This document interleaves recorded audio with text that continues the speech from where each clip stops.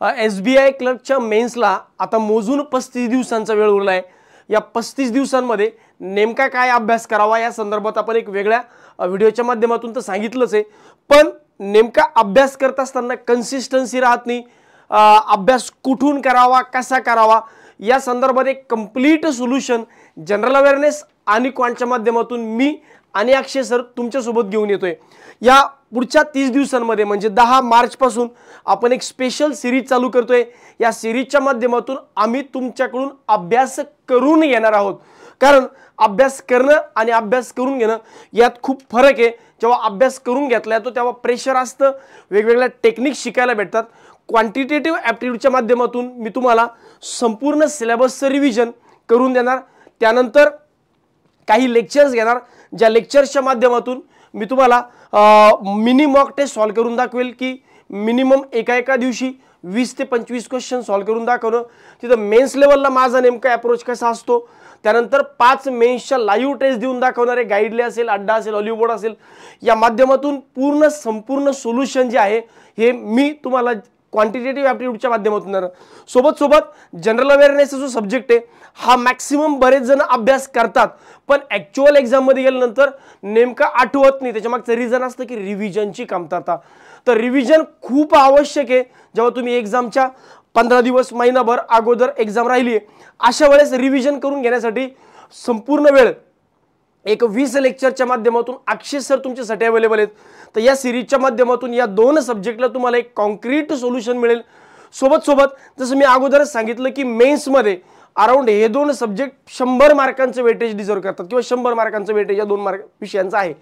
तर या 100 पैकी आमच्या दोघांचं टार्गेट असे की मिनिमम 60 ते 65 मार्क्स या 2 विषयातून तुम्हाला मिळावेत, so that overall cut off काढायला तुम्हाला कंप्लीट मदत होईल। तर या लेक्चरच्या माध्यमातून जास्तीत जास्त महाराष्ट्रातील विद्यार्थ्यांना फायदा व्हावा, जास्तीत जास्त विद्यार्थ्यांना एक कंप्लीट सोल्यूशन मिळावं under one roof, under one platform, खूप अफोर्डेबल फीजमध्ये। तर या संदर्भात, या सिरीजच्या संदर्भात पुढची जी माहिती आहे अक्षय सर तुम्हाला देतील। धन्यवाद।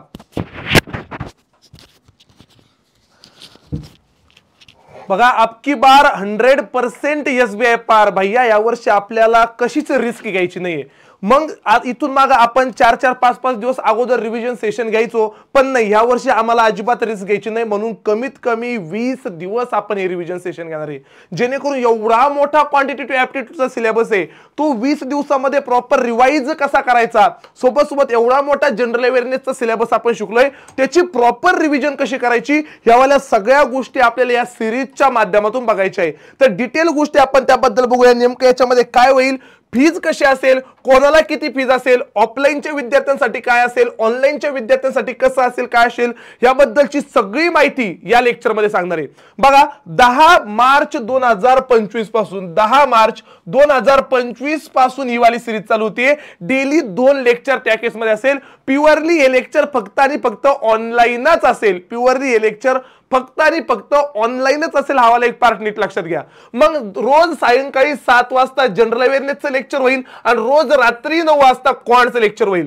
मग आपण 4 लेक्चर मध्ये गव्हर्नमेंट स्कीमची रिव्हिजन करून घेणार आहे, 2 लेक्चर मध्ये बँकिंग, स्टॅटिक बँकिंगची रिव्हिजन असणार आहे, एका लेक्चर मध्ये स्टॅटिक जीकेची रिव्हिजन, ऑक्टोबरची रिव्हिजन 2 लेक्चर मध्ये, नोव्हेंबरची रिव्हिजन 2 लेक्चर मध्ये। त्याच्यानंतर इकडे तुमचं क्वांट बद्दल विचार केला तर problems on ages, partnership, mixture alligation, time and work, problems and train, हे सगळे टॉपिक इकडे क्वांटच्या केसमध्ये आणि सगळे टॉपिक इकडे जीएच्या केसमध्ये।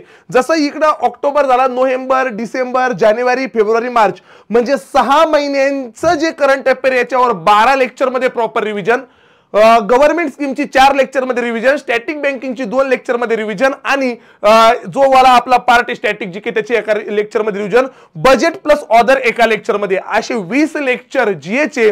आणि इकडे तुमचे मिनी मॉक असतील काही 5 किंवा लाईव्ह पास टेस्ट असतील, म्हणजे ऍक्च्युअल एक्झामचा अप्रोच कसा असला पाहिजे, एग्जाम देत असताना कोणत्या वेने ती एग्जाम दिली पाहिजे, कोणते क्वेश्चन सिलेक्शन कसं केलं पाहिजे, तुम्हाला क्वांटिटेटिव्ह ॲप्टिट्यूड मध्ये तो वाला पार्ट इकडून चांगला कळेल। म्हणजे मिनी मॉक आणि इकडल्या लाईव्ह टेस्ट मध्ये तो वाला अप्रोच कळेल।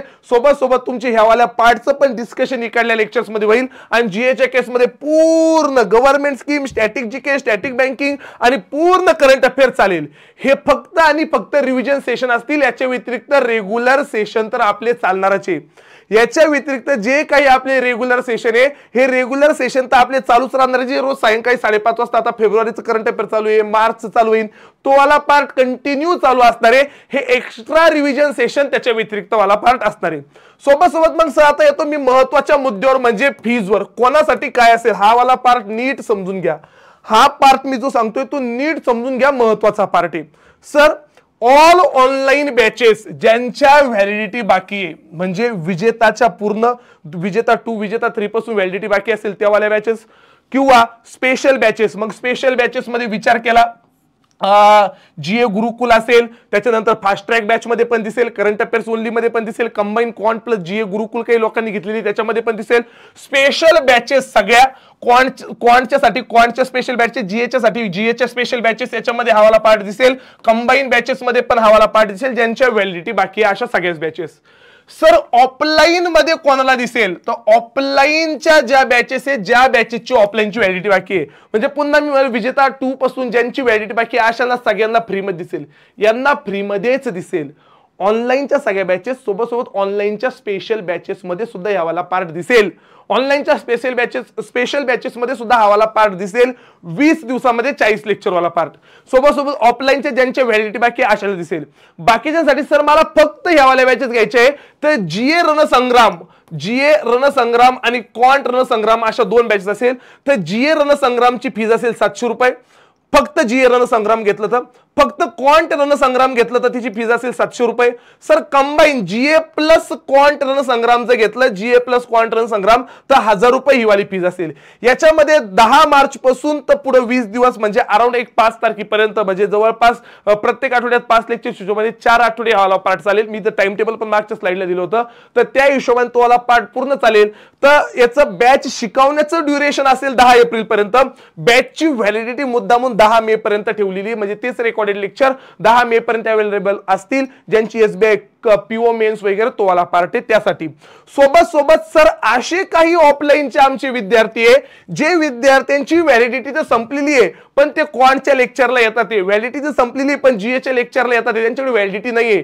असे विद्यार्थी जे ऑफलाईनला आहे, मग ते अच्युअर्स बॅचवाले असतील, व्हिक्टर्स बॅचवाले असतील, विजेता बॅचवाले असतील, ज्यांचे व्हॅलिडिटी संपलेले आहे पण ऑफलाईनला आम्ही येऊन बसतो, अशा विद्यार्थ्यांसाठी जो काही आमचे चार्जेस आहे, म्हणजे फॅकल्टीचे चार्जेस किंवा सारथीचे चार्जेस 82% हे पूर्ण त्या केसमध्ये ऑफ करून टाकलेले.